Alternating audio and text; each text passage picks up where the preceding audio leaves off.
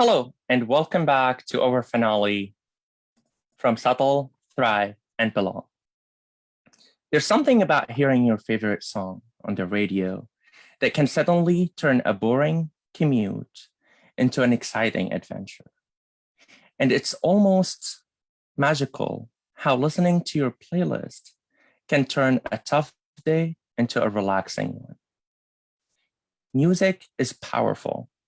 It affects our brains, our bodies, and our social connections. And there's no doubt that many people have relied on music to get through the pandemic.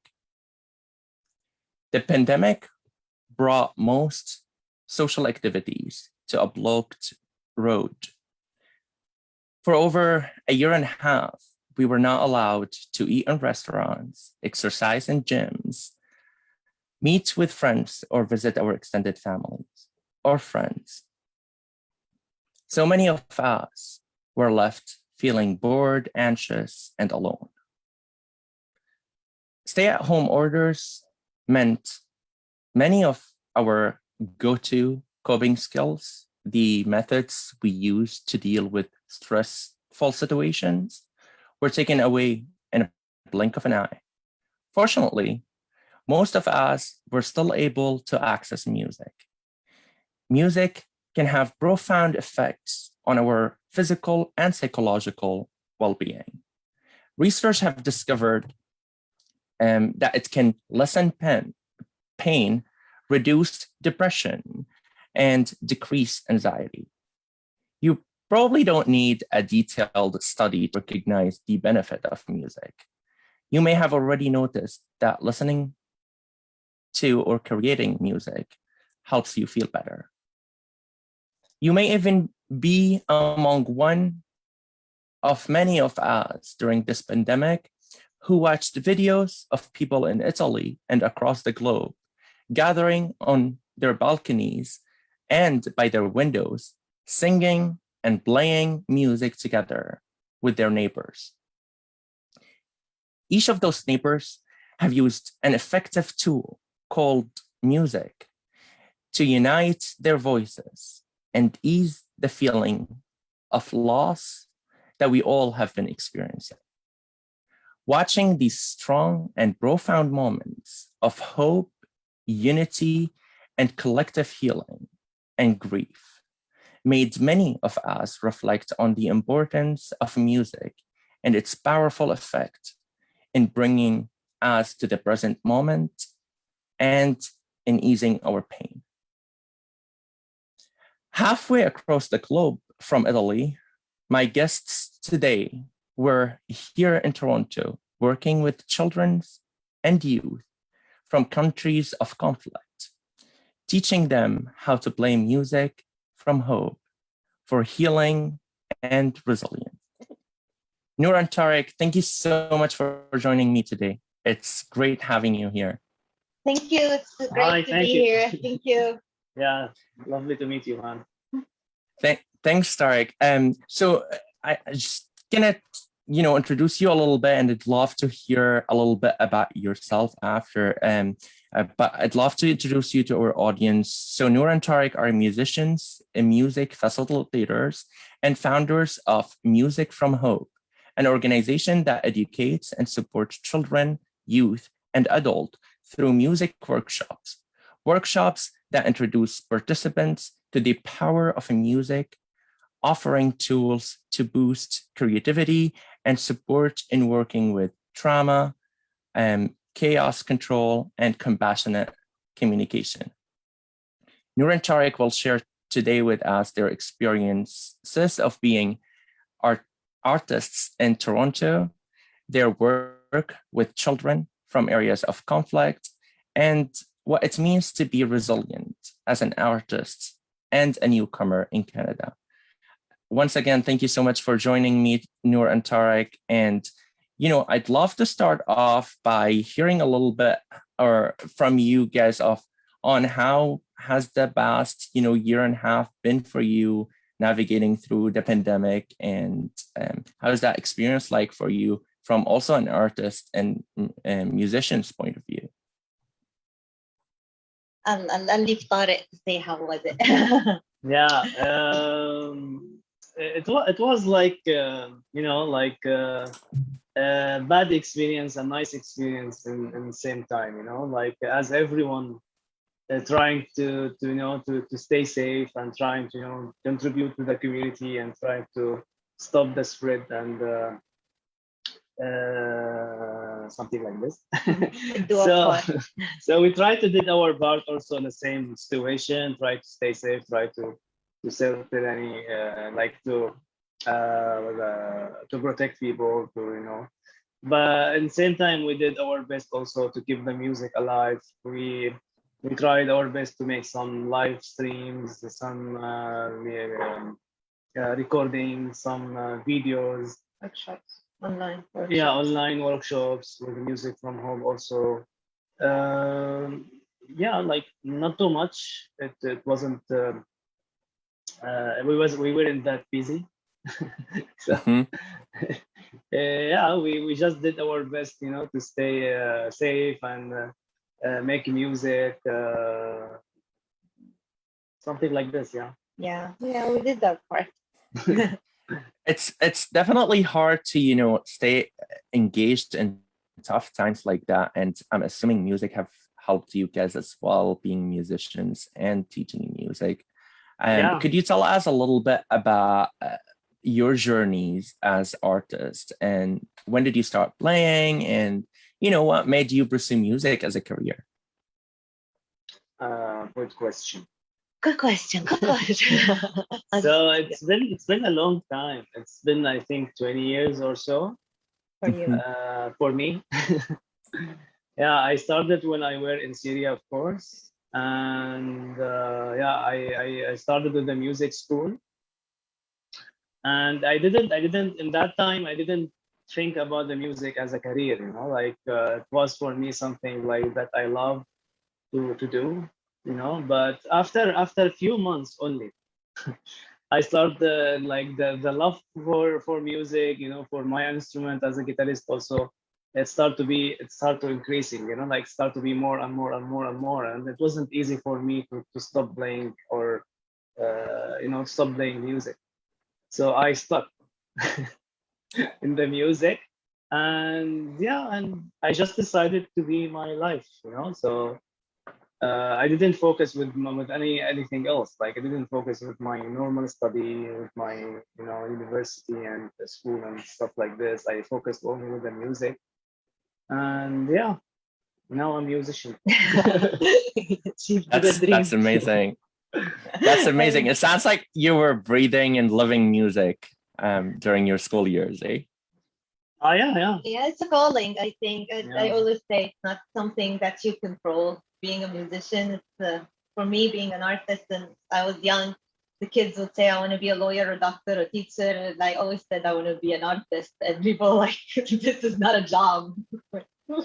I can make it somehow. And yeah, I started a little bit older.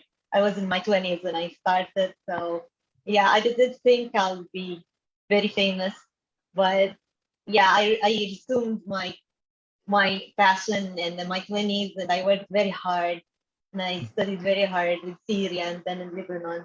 And maybe because I started late, I put on a lot of more effort to just keep up and enhance my technique and everything. So it was a very great journey, as music really can help with building self-esteem and communicating with other people and understanding other cultures and how other people think through music, because every culture put their everything they have from knowledge and poetry and understanding into the music. So the music conveys that culture. Our culture, it has like different kind of music which represent different kinds of people who live in that land. So it was very educational to be a musician and to learn from other people. It was very interesting process. Yeah. That's amazing. And it sounds like you said you started a little bit later on in your life when you decided to pursue music. Would you say that was harder to kind of catch up as in your experience starting older or like later on a bit? Or would you say, how was that transition like? Yeah, for me, and coming from Syria and being a female, Syrian female, wants to be an artist or a musician, it was not very welcomed decision in my surrounding community. And of course, a lot of bad negativity around it, because through like families who want their kids to be musician, or people start very young. They start about 12, 13, so start learning music. And I started in my 20s.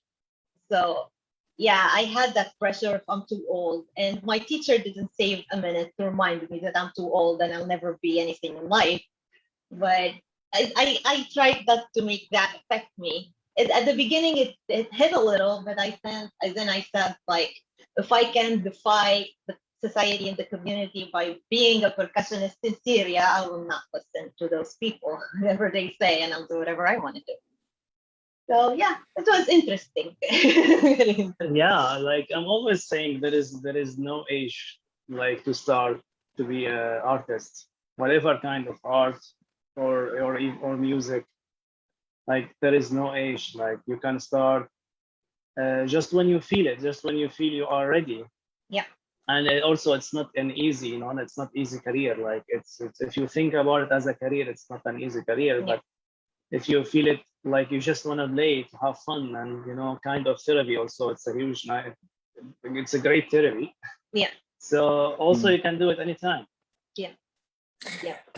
That's amazing. And that reminds me of one time also a musician once said in a workshop that I attended that in each of us there's an artist. We're all artistic. It's just like, when does it kick in kind of thing, and how do we allow it and how do we express it? So thank you for sharing that with us. And yeah. I know you mentioned a little bit about musician as a career and how that was not very recommended or advised in a way.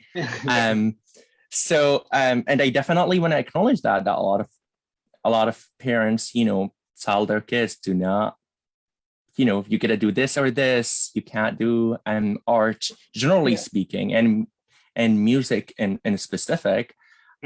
So I would love to know, why is music so important to you, and music education so important to you, that you decided to go with an advised career? like the music, like the like, or the art, it's like you don't decide to be an artist. to be an artist. You know, it's you just feel it, you just do it, you just literally feel it. Yeah, you're just good at it. Yeah, Yeah. and also it's not easy to decide. Like I wanna do only like be an artist only as a career, as something to make money and to make life. It just come. It just come. Like you don't decide it. It just come. And after maybe a while or a few years, you will just stuck in the art, and you don't do anything else, and you don't know how to do anything else. Yeah. Because you didn't have time, to practice anything. Because the music or art, it takes a lot of time and years from your life to master it, to be professional in it. Takes a lot of years. Takes 10 to 15 years at least. If you practice it like Every day. almost every day or 3-4 days a week, so you don't have time to master something else or to study something else or to do something else in your life. So after a while, after a few years, and you are almost let's say 25 to 30, and you spent all your life in music and art, so that's it. you need to make it as a career, because you don't know to do anything else. That's why you see a lot of artists, like you meet artists in maybe like in normal jobs, like minimum wage jobs, let's say. And there's a lot of artists in minimum wage jobs. There's very good artists. Yeah, very good artists also, because they don't know to do anything else. Like and so they go to work in restaurants or grocery stores or something like this, because they don't know to do anything else. That doesn't mean that they are losers or something. No. Of course, there's respect for everybody. It's just this is the skill that you build all your life and invest in, and it's a very competitive community. It's very competitive because the resources are a little bit less, especially in Toronto. They're a little bit less. So where we come from, performing in every corner. So you can perform in any part, in any restaurant, and there are a lot of theater, and you can find people literally sitting in a small coffee shop and they're performing, but does not exist in Toronto. And because it's the lack of resources here and the cold weather does put a toll on the art and the performing art, because when it gets dark really early and it's very cold, people don't tend to go out.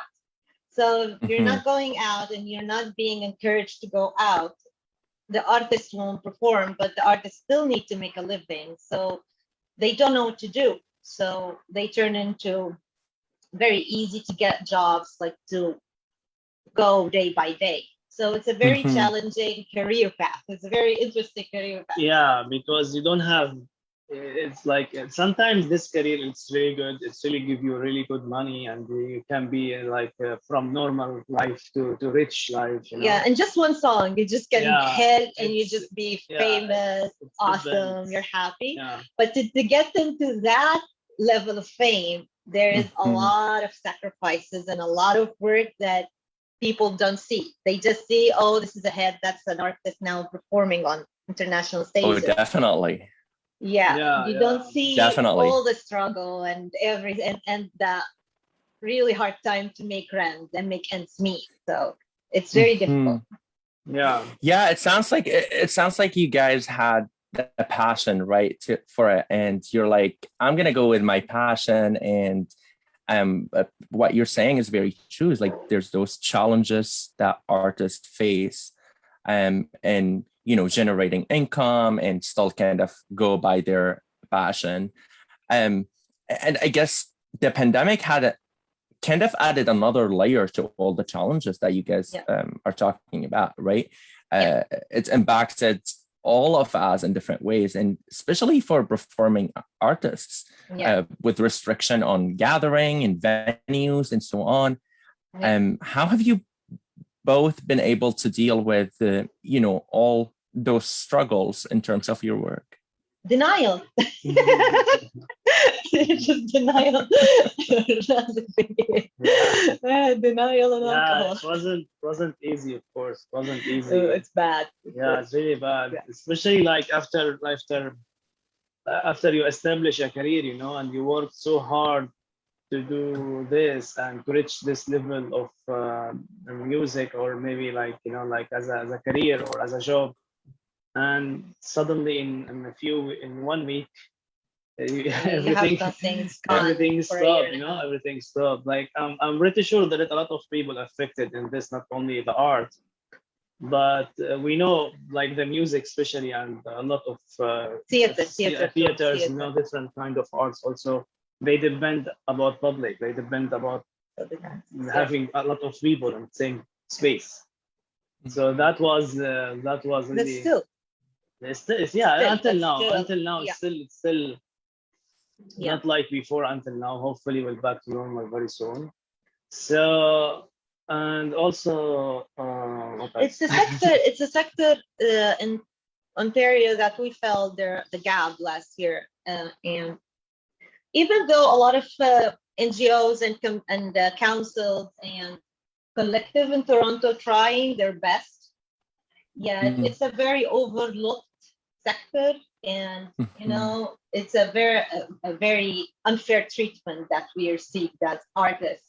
In the very first couple of months, for example, when the government said that we're going to release the financial aid for people, they only thought of people who work regular job every day, and they for a month and so they totally overlooked the artists, like we don't exist.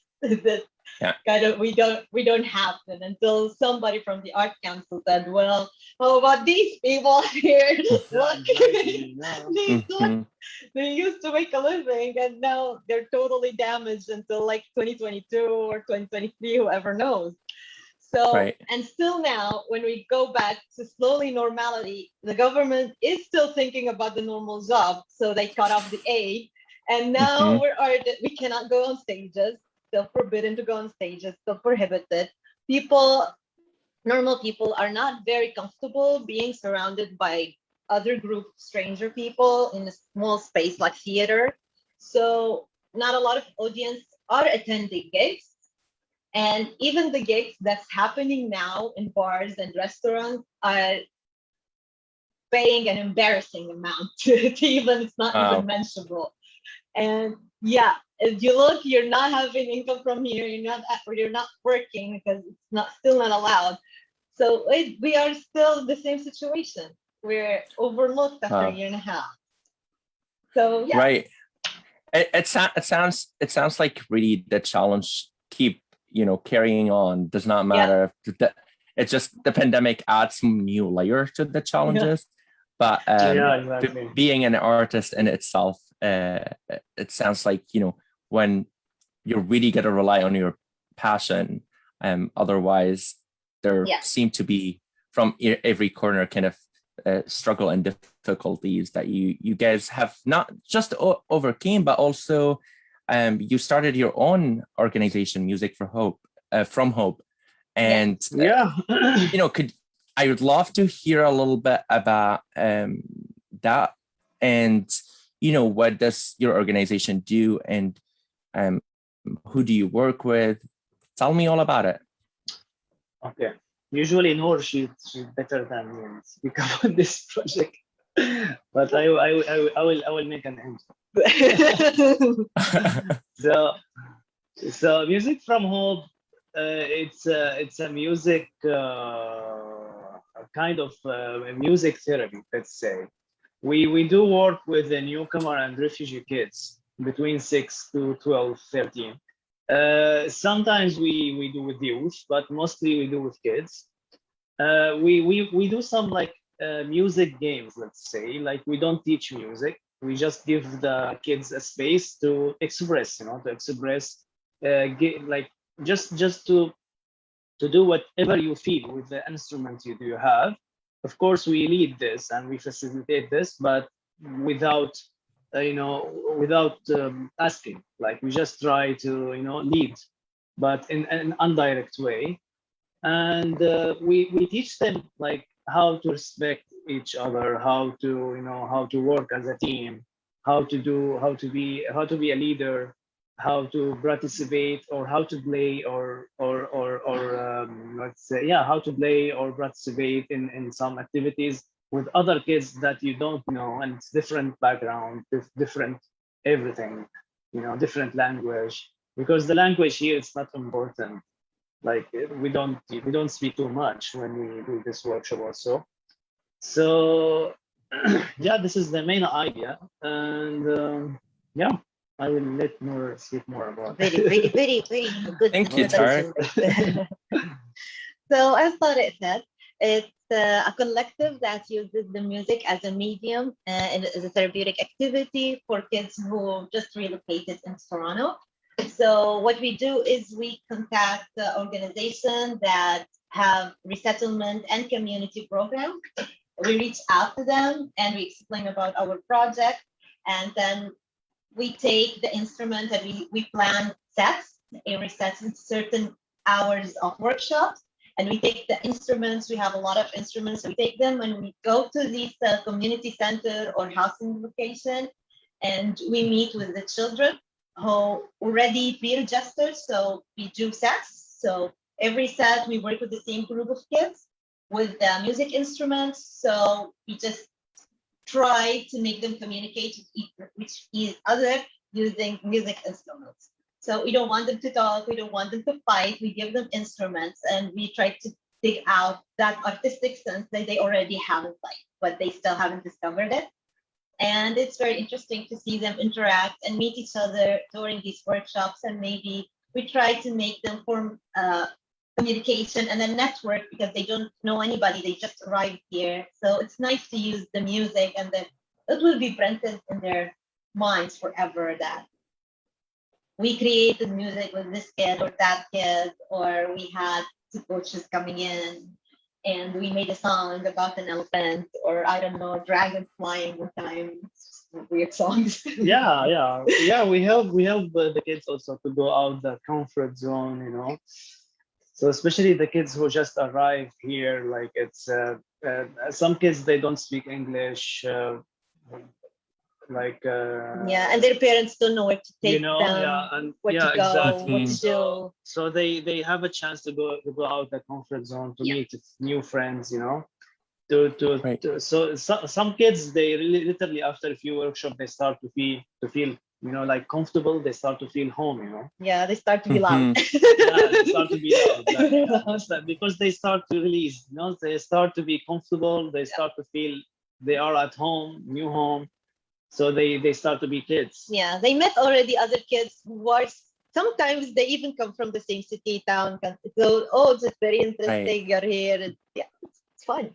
Yeah. Right. Wow, that's amazing. And it sounds like you guys really give them some tools to release some of the thing that they've faced and kind of express their feelings and emotions. Yeah, we lost a lot of instruments as casualties during this. A lot of casualties happened. Yeah, a lot of stuff. That's amazing. Some of our children and youth from our programs have also had the opportunity to take your workshop, and we know that's been a great experience for them. I would love to know from you guys to tell us a little bit about those workshops. Like, how does it work? How do you kind of come up with the workshop? What do they look like? We already worked. I personally worked a little bit in Syria, and I knew that I worked in art and music. And then when I moved to Lebanon, we were introduced to workshops for teachers and musicians who wants to engage in music therapeutic activities. So we attended a lot of sets in that workshop and we facilitated for kids, and we learned how to use the music and our talent in helping other people, even if they do not know how to play music, whether these are young kids or older individuals. So after we took these workshops, we knew that we can do it and would love to do it. And it's a very, very noble thing to use the music in such an interesting way. Yeah. So when we got here, we just did it. Yeah, exactly. When we arrived here, I remember our first workshop right after 2 months when we arrived here. With I think a community center in Scarborough.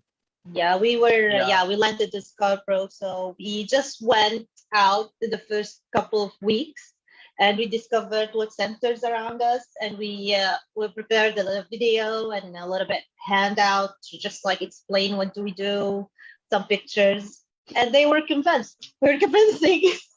Yeah, they were super supportive. We volunteered a lot. Actually, we still volunteering until now. Usually we volunteer with everyone. We do a workshop with them. Yeah. And yeah, it's really nice. It's really fun. You know, it's a kind of therapy for us also. Like it's a like we give the kids like space, and it's kind of therapy for them, and it's kind of therapy for us also. Yeah. Like it's really helps. You know, the feeling after a workshop, it's really nice. It's really it's really different when you came to the workshop. Yeah. And when you go out the workshop, it's totally different. Yeah, really what it sounds like you channeled the passion that you had, but also the knowledge that you gained from being in conflict as well, like experiencing with that, like, and also the workshops that you spoke about that you guys have received in Lebanon. And you kind of merged everything together and put them in that channel, music from hope, and started helping other kids and youth kind of discover and explore other ways of expressing themselves and their feelings. That's very amazing and artistic. I would love if you can share a little bit about you know, some examples of how music was had made an impact in both your lives and the lives of the participants. Nice. Very Great. nice. Great question. In my life, it got me here. Yeah. I'm very happy. Yeah, actually the music, it helped us to come here.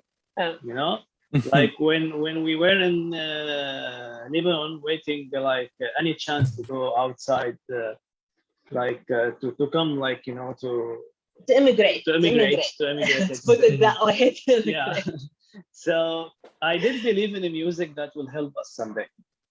So after 4 years in Lebanon waiting, it did really help us, the music. So through the music, we have met a lot of people, met a lot of supportive people. You know, even the people that helped us to come here, we met them through music. So everything happened, actually, it was the music. So without the music, I won't say I don't know, but You don't know. I don't know. But I'm pretty sure the music was super helpful for us to come here. So this is a big step for us, you know. Yeah. And have paid the rent and yeah. Like music helped us financially for many years. I didn't like, of course, sometimes I do some normal job, but most of my time no, because you know, I sacrificed a lot for the art. Wow, that's amazing. And also it sounds like kind of music also opened doors for you that otherwise it sounds like you didn't have known what else you could do in terms exactly. of immigration. So thank you so much for sharing that. And you know, I'd love to hear if you guys have had feedback, or you know, any of your youth or children have shared a little bit about how their experience have been, or any of the impact of your program that had on their lives. Yeah, we always ask. We would love to hear. So some kids will say it was boring, which is fine. We accept that, and we work on make it not boring the next time. So we ask what kind of part you didn't like, so we can work on it next time. And a lot of kids, after each set finishes, we want to ask. We want to learn if they liked it or not. It's totally up to them. And yeah, it's good, the feedback. A lot of people who work with the kids, like other facilitators and other group leaders, tell us after we leave, they told us they asked and the kids liked it because it's just making noise and running around with instruments. So I don't think that's something to be hated. It's just running around with instrument and playing music and telling other people what to do. Yeah, so it's fun. Yeah, it's really right. So I remember once we did a workshop, so we taught them how to lead an orchestra, let's say. So some just movement with the hand, so they can make like stop and start, like high or low. So the facilitator, like after us, so we told them to. Sorry, I just need to get the charger. We're No gonna worries. go offline in offline in one, No, 2, technical 3. difficulty. It's always happen. It's working. It's working. It's working. Okay, wonderful. Yeah, I love those stories. So tell me, keep going, please. Yeah. So we told the facilitator that or the volunteers that they come after us to be with the kids. We told them like to try to use this movement with them. Because after a few workshops, so when you start to give them the stop sign, they stop. It's, wow. it's automatic now. Yeah, and when we give them the start, they start. It's kind of because they learn how to respect the leader, or the maestro. Yeah. Because they have an instrument, and we ask them to start, so they play whatever they need to play, and we tell them to stop. So the volunteers also try to do that with them, and it works. So it's kind of when they do, it's kids, so they do they jump on the wall. Some kids were in a choir once, and the choir leader told us after a while, that was very helpful that you taught them how to be in a higher level and in a lower level. Sing high and sing low and sing quieter and stay on the same tone. And the hits were like just how to control your hits on the instrument. We do not tell them like, no, this is wrong. You can't do this.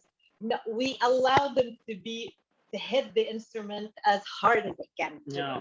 Just if you want to break it, doesn't matter. Just hit it as hard as you can. And now see the difference when you're not. So that really helps them, because the tendency of us is like, as human beings, is to break things, to put all the force in it to see how much that instrument can take. Yeah. And then when you release that energy, you have room to learn. So they said we really helped, made their life easier in the choir. Yeah. So it was nice. Wow, that's amazing. And it sounds like you guys don't just work with the youth and the children, but you also work with kind of the leaders of the groups and the facilitators of the groups to support them in working the kids. And I really like that analogy of, not controlling the kids, but rather allowing that freedom and self-expression to happen, and that what you call that release of energy to kind of happen in order to. Wow, that's amazing. We talk a lot about resilience in our sessions on Facebook Live and Subtle, Thrive, and Belong. And can music and art help individual and communities become more resilient? And in what ways has music helped you become more resilient? Of course. What Of course. Yeah, I'll get it. Okay. Yeah. So yes, music is one of the oldest forms of art.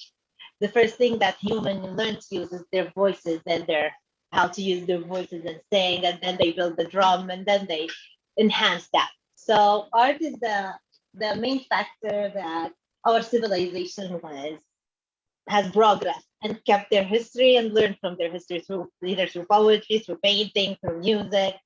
Syria is known for their music, we have the oldest written music in the history, and it dated back to Mary, the kingdom in Syria. So yeah, in the community, when people gather together, and it's the only language all of them can use together without learning. So everybody can understand and taste and enjoy music, whether they know how to play it or they don't know how to play it. So in our gig and in our concerts, we see people who were born and raised here, they don't even speak Spanish or English or Arabic, and people who only speak Arabic, and people who don't speak any kind of language, and they're there. They're just sitting there. They don't speak any kind of language. They speak any kind of language. That happens. Don't interrupt me. Wow. So It's definitely a uniting language, right? Yeah. Doesn't matter what you speak, you will understand music. Yeah, of course, exactly. of course. Just It's sometimes, international language. I always say that. Yeah. yeah, you carry your music wherever you go. Your music is your experiences. And we have a band called Masir, and it's three and or four different cultures together: India, Iran, Syria, Saudi Arabia, and we're trying to expand that. So you learn how old people, like not 90 years old people, no, it's like very old people, like from generation to generation. Gone. And when they moved and when they traveled, they took the music with them. So when you they traveled from India, for example, to Iran, and they took that culture with them and they added on it, and the Iranian culture added on it, and they built something out of music. And then they took it, maybe some people immigrated to the Arab continent, Syria, Saudi Arabia, and they also added on it. And you see the cooperation and you see that journey and you understand how human used to move and go. And yeah, so it's really, music is awesome. It really builds. Yeah. That's why they always relay, like they always put music or an art also with a piece. So it's always they say like make music and make peace, because nobody hates music, you know. Like even the people they say I don't like music, he hear music in some ways. Stuff tapping. Like, yeah, singing. whatever. If you hear the bird, it's a music. It's music's everywhere. And it's not just the video on YouTube. Yeah. You know. Yeah. So yeah. So once I remember we did a song with the Masir project. Nour she was talking about.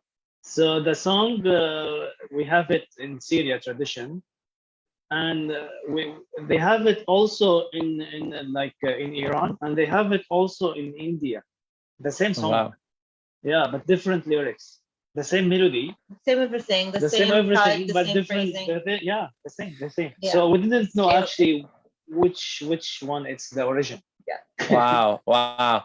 That's an alive example. That's a really live example of how music goes across all languages, right? Exactly. It just like it did not matter where it like which one actually created it. What really matters, like the beauty that it brings from all those different cultures, and it's the same song.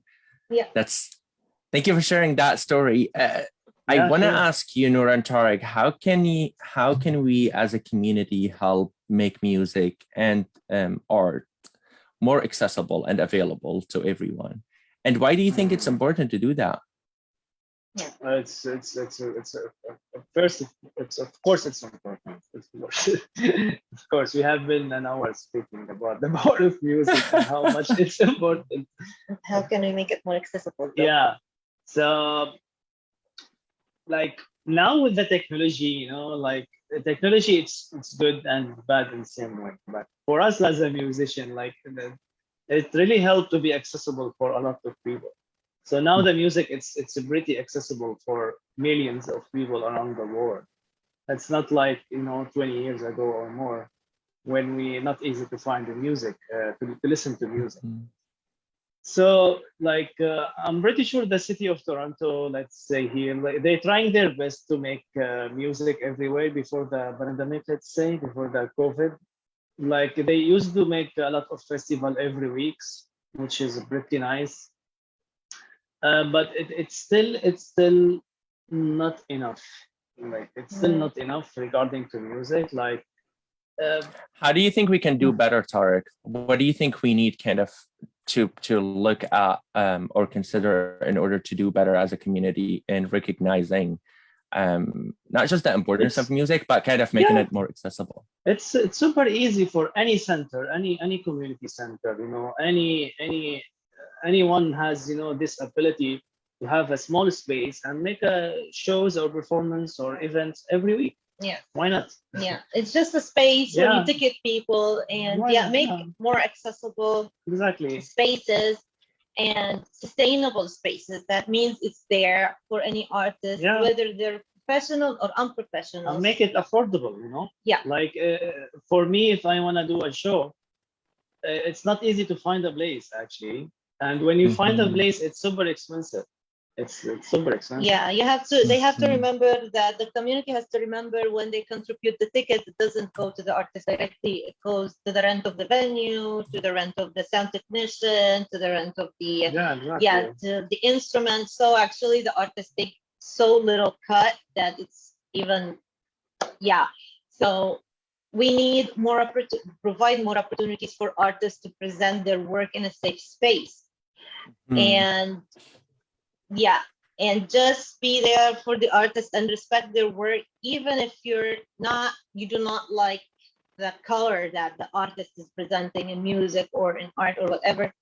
Just remember that these artists put a lot every time they present you something, it's piece of the energy and piece of an experience and piece of themselves presenting with that piece, whatever it was, even Mhm. a poetry or something. So try to be nice on it, even online, because sometimes you get these weird comments. People didn't pay, people didn't practice, people have no idea what kind of person this artist is, and they just Mhm. say weird words online comments, and it's Mhm. just really hurtful and meaningful words. Not nice. So Wow. even that, being nice to the artist, being complimenting, it goes a very long way. And adding Wow. spaces, like yeah, it's very It important. really sounds like you guys think partnerships is important in a way of offering spaces for artists, and it sounds like even artists are probably willing to do things as volunteer to kind of just put their art out there, and maybe a partnership in between people who have spaces like community organizations and so on Yeah, Yeah. yeah, may offer that spaces. a little bit. Yeah, Yeah, yeah, why yeah. not? Like, even I'm not sure about your community center house if they have a space, but if they don't, it's easy to have a space, for artists. Not only music, like you can do Painting, painting, dancing, theaters. theater, anything. Yeah, every week you can do an event or show or performance Yeah, when supporting kids to do when the too. situation Yeah. can allow this. I'm Yeah. not speaking about Mhm. tomorrow. Yeah. But we are going to normal Hopefully. soon, so it's not forever. Yeah. So Speaking they of should, which, do you have yeah. any upcoming, event or performance that you could tell us about now that things are easing up a little bit and the restrictions are being lifted? It's still not like we like 3 days ago. I have done a festival, but it's a film recording Yeah, also, not even. and we have something tomorrow. Also, it's a film recording. So they're still filming everything. It's still not accessible, not for the public. Yeah, we still don't know. We still don't know because yeah, the map for artists and restriction is so intertwined. So we don't know if the numbers spike. We don't know. They may close everything again. So we're here and we're not certain what's gonna happen. So for us, even to book, when we try to reach out and book, they'll say like, no, it's not. No, let's see if we can make it. Let's put our hopes up to make it, but it maybe not gonna happen. This is the answer that we always get, and it's a struggle. It's been around now 2 years, so yeah, it's That is very true. That's definitely very true. In a couple of words, maybe a couple of sentences, what would you say to children and young people, or even adults who are interested in music and art, and who are looking to get their career? practice. Practice hard. It's a lot of practice. Yeah, don't feel genius. Desperate.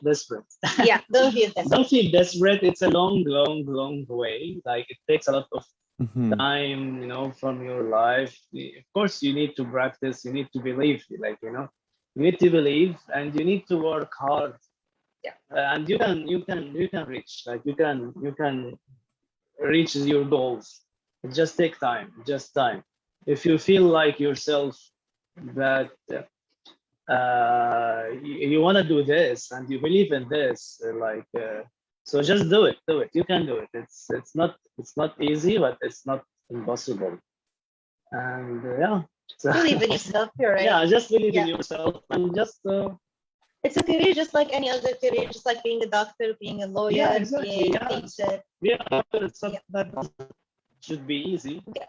It takes a lot of time and a lot of practice and time and studying and hard work It to be a sounds like it professional really doctor. also takes both patience and passion. Of course, it Yeah. takes a lot of patience because Yeah, practicing is a very daunting process because you're Mhm. teaching your body to do something that doesn't come naturally, just like an athlete. So Right. yeah, you want your subconscious to absorb that movement because when you're on stage and you're performing, a lot of things happen when we're on stage. So you get distracted, the mics do feedback, and other artists maybe forget their line or just go off tempo if that's a percussionist. So yeah, so you have to be quick and you have to rely more on your subconscious. So yes, practicing is a very important and a crucial point in being a musician. Huh? Yeah. Yeah, it sounds like Yes. practice, and follow your passion. Yeah. Nour and Tarek, how can people or organization book a workshop with you? Just reach us out. We have emails. You can reach us on any kind of social media. We're on Twitter. We're on Facebook. We're on Instagram. We have a website. He's on TikTok. So we're everywhere. So Yeah. we'd Yeah, love to it's hear from amazing. you. Yeah, And very we'll easy also to make reach sure us that out, we yeah. put your information in our Oh yeah, comment Yeah. box that in the would be chat, great. so people have easier time accessing Yeah, that those would be great, information, yeah. and our audience could always reach out to us to reach out to you as well. Nice. I have one. I'm aware that it's almost time for us, but I do have one last question for you, and Yeah, I would sure. love to also end with one of your songs. I did want to ask you about what kind of music do you play, and where does this music originate from? So we do flamenco music and Middle Eastern Arabic music fusion together. We play like traditionally flamenco music also and some Arabic music. I'm trying always to mix between them because they share a lot of common rules and common like scales and melodies and etc. So I try always to mix between them. I try always to make this, a nice fusion and chat between the Spanish culture and the Arabic culture also.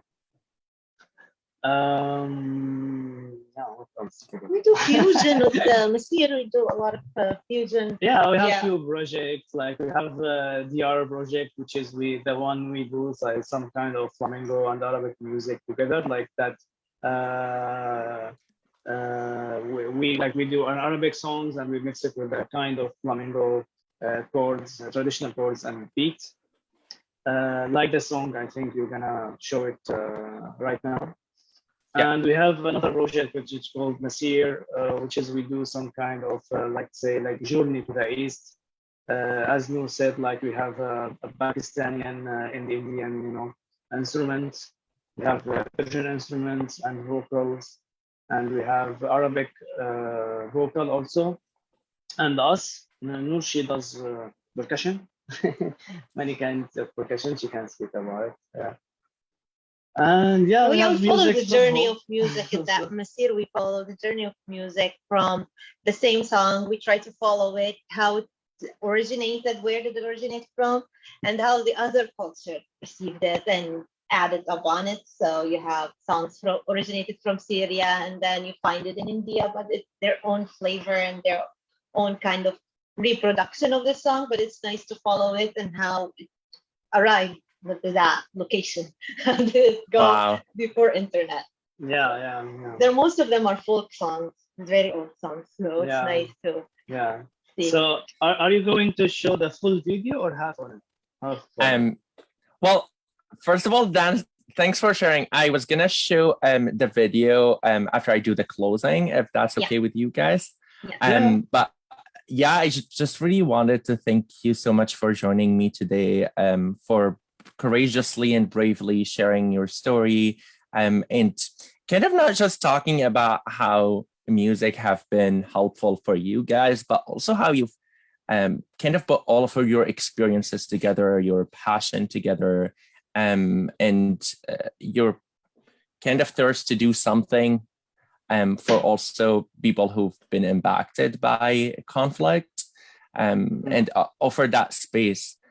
So it always is very fascinating to me, not just hearing the newcomer stories, but also how kind of we change certain challenges into becoming kind of a power that we have, or in a way something that we could provide, and something that we could serve our community in. So thank you so much for coming today, for sharing courageously your stories. Thank you for your moderation and for having us. It's been a lovely privilege. Yeah, thank you so much. Welcome. Thank you for the North York Community House for inviting us. It's really lovely to be here, and we want to do the workshop. So we have done too many workshops actually with the community house, but would love to go back again hopefully soon. Definitely, and thank you so much for it's been an honor. It's been a beautiful conversation having you guys, and thank you for sharing everything. I will be playing and ending with one of your songs. Do you want to tell me anything about that song before I play it? Yeah, it's a traditional song, like many 100 years ago. It's called Nour Kdn Tarek. And we try to mix it with flamenco balos or style. It's called tangos. So the people who usually know the song, they will feel it's different beat, it's different tempo, it's different way of singing, which is a lot of people like it and a lot of people don't like it. That's super normal. That's our art. Yeah. So yeah, enjoy it. Yeah. Thank you so much for doing the intro for the song, and also thank you so much for our audience for joining us today, and not just today but the entire season. This was the finale, and I will hope to see you in hopefully another season of Subtle, Thrive, and Belong. Until then, please stay safe, and I'll leave you with Nour and Tarek's song.